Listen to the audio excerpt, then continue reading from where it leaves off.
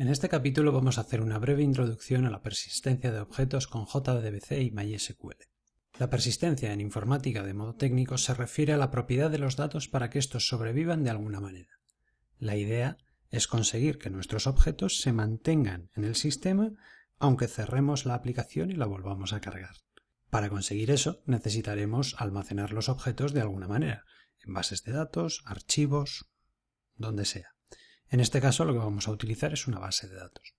Para conseguirlo, nosotros vamos a trabajar con JDBC, que son las siglas de Java Database Connectivity. Eso nos va a permitir conectar nuestra aplicación Java con cualquier tipo de base de datos para la cual tengamos un conector JDBC. La estructura en la que se basa este sistema es que arriba del todo vamos a tener nuestra aplicación Java y en la parte inferior tendremos la posible base de datos a la que nos vamos a conectar.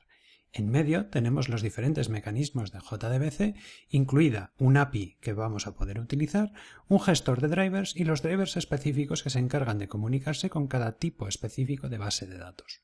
La base de datos con la que vamos a hacer el ejemplo es MySQL y NetBeans ya lleva incorporado el driver que nos hace falta. Para este ejemplo vamos a utilizar MySQL Community Server y vamos a diseñar la base de datos utilizando MySQL Workbench. Vamos a generar una sola tabla en la cual almacenaremos los objetos de tipo película que vimos en el ejemplo de las listas. El driver JDBC, como ya hemos dicho, está incorporado en NetBeans y no necesitamos incluirlo. Si queremos utilizar una base de datos de la cual no tengamos el driver, tendremos que ir al fabricante de la base de datos a pedírselo.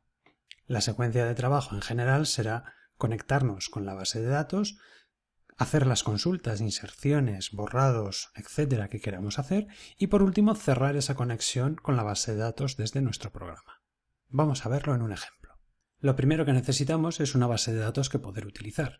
Para ello, mediante MySQL Workbench, que es la herramienta de MySQL para diseñar bases de datos, hemos creado un nuevo esquema llamado VideoClub, dentro del cual tenemos una sola tabla que es película. Sus características son que tiene 4 columnas, una llamada ID, que es una clave primaria no nula y autoincremental, título, que es una cadena de texto, sinopsis, que es un campo de texto, y el año, que es un valor de tipo entero.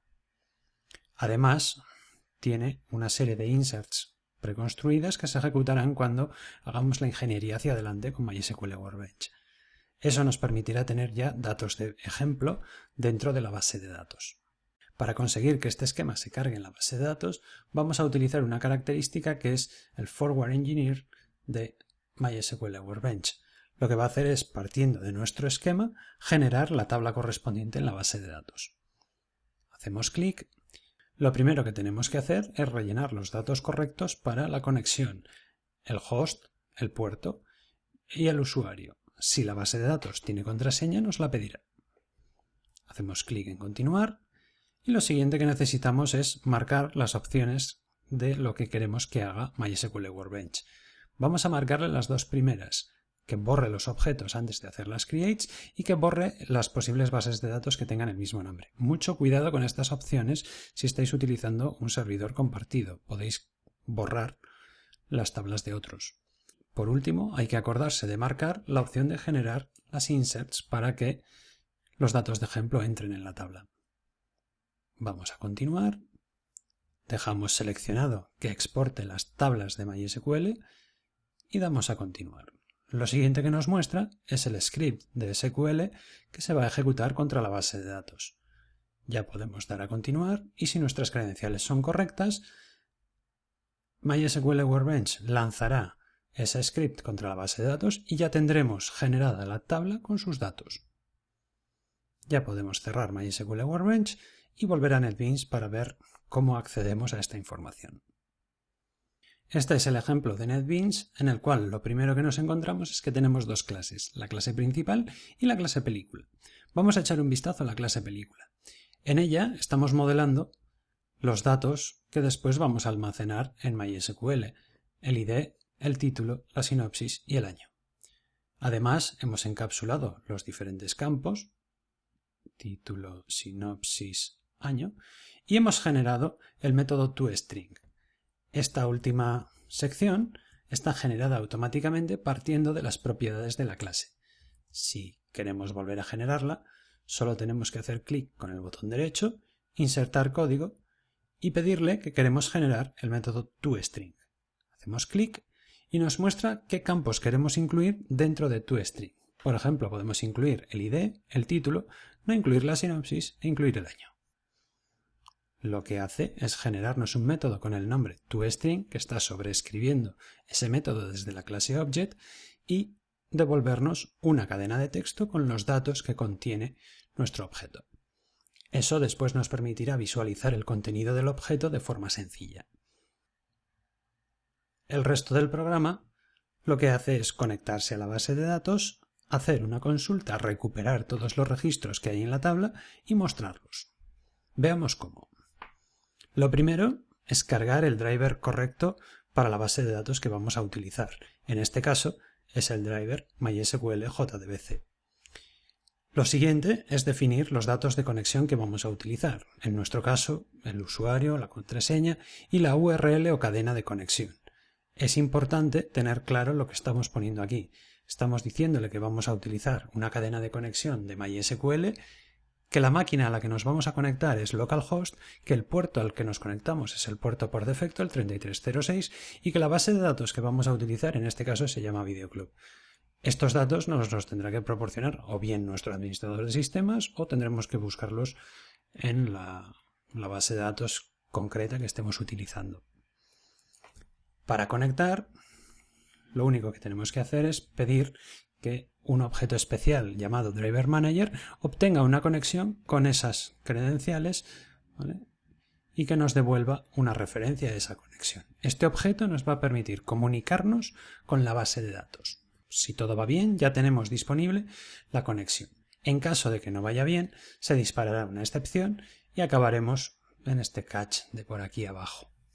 Para recuperar el contenido de la tabla, tenemos que formar una query, en este caso vamos a hacer una select asterisco de toda la tabla, y tenemos que ejecutar esa query contra la conexión. Creamos el statement y pedimos que se ejecute.